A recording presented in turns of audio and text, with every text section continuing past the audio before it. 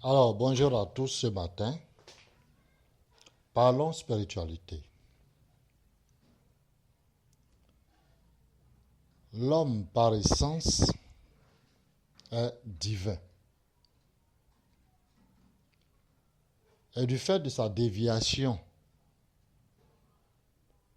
en ne respectant pas l'ordre des choses, la notice de l'existence,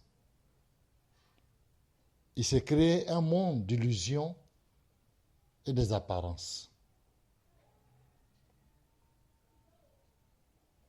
Alors, cela a généré le cycle des réincarnations,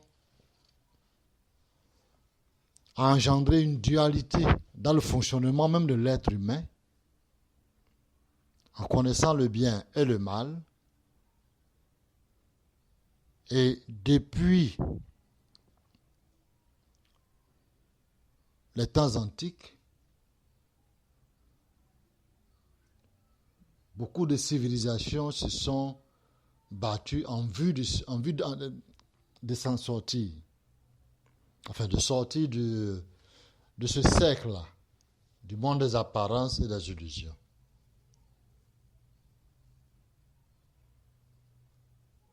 Il y a des chercheurs de vérité qui ont découvert des chemins, qui l'ont inscrit dans certains ordres, qu'on pourrait appeler des ordres initiatiques, des mouvements ésotériques, qui ont permis à beaucoup de grands maîtres de se révéler. Et ces grands maîtres ont laissé ces vestiges ici.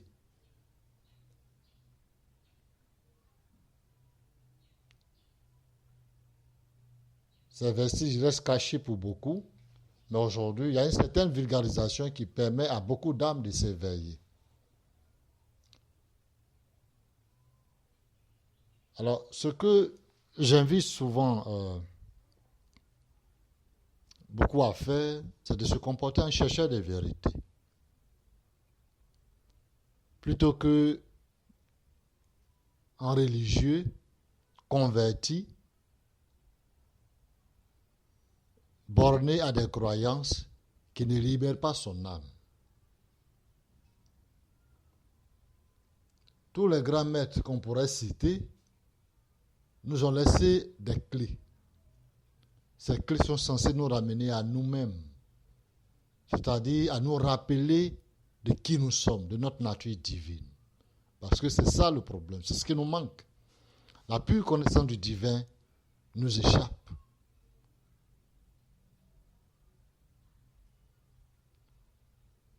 Or, c'est cette connaissance qui devait nous permettre d'accéder à notre vraie nature et au monde du divin, au monde supérieur.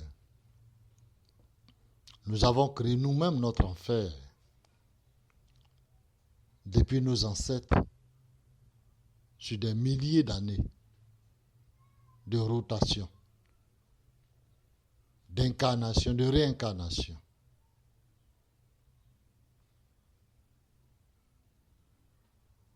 À l'aube des temps nouveaux où les éveils se font en masse, de plus en plus, chaque être humain doit se poser la question de son éveil, de sa quête,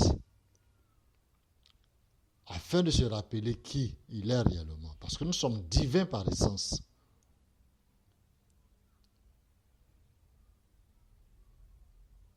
Beaucoup de sciences humaines sont vouées à disparaître parce qu'elles n'ont même pas leur raison d'être. En réalité, l'homme n'est pas fait pour tomber malade, pour vieillir et mourir comme un être inférieur fait de poussière ou de chair. Non. Nous sommes éternels par essence. Nous sommes esprits. Notre corps est esprit. Notre âme est esprit. L'éternité nous appartient. La lumière éternelle nous appartient. Les pures vibrations nous appartiennent. Alors que de se complaire de s'enfermer dans cette prison dorée, à amasser des richesses, à courir après la gloire et les richesses, c'est pas qu'être riche est un problème. C'est pas qu'avoir la gloire est un problème.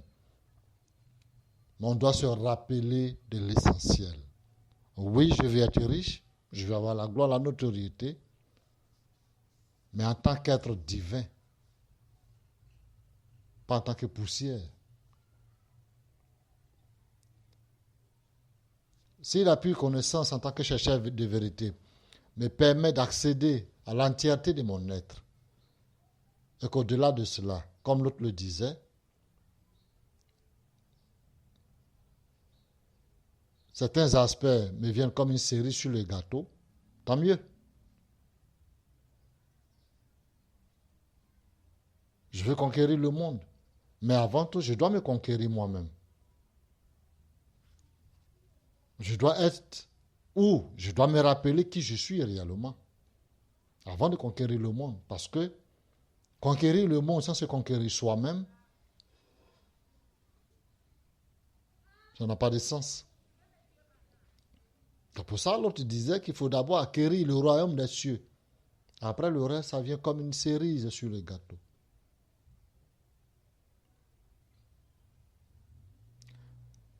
Les religions dites et révélées sont censées être un pont d'accès à cette pure connaissance.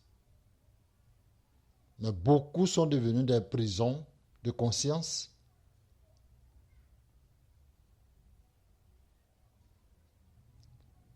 Ou pour notre conscience, c'est selon,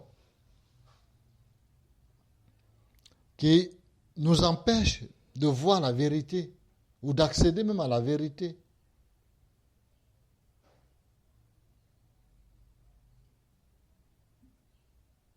Soit que chacun se comporte en chercheur de vérité,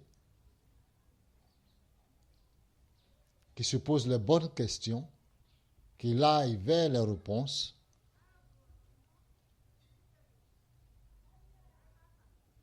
Je n'ai fait qu'observer.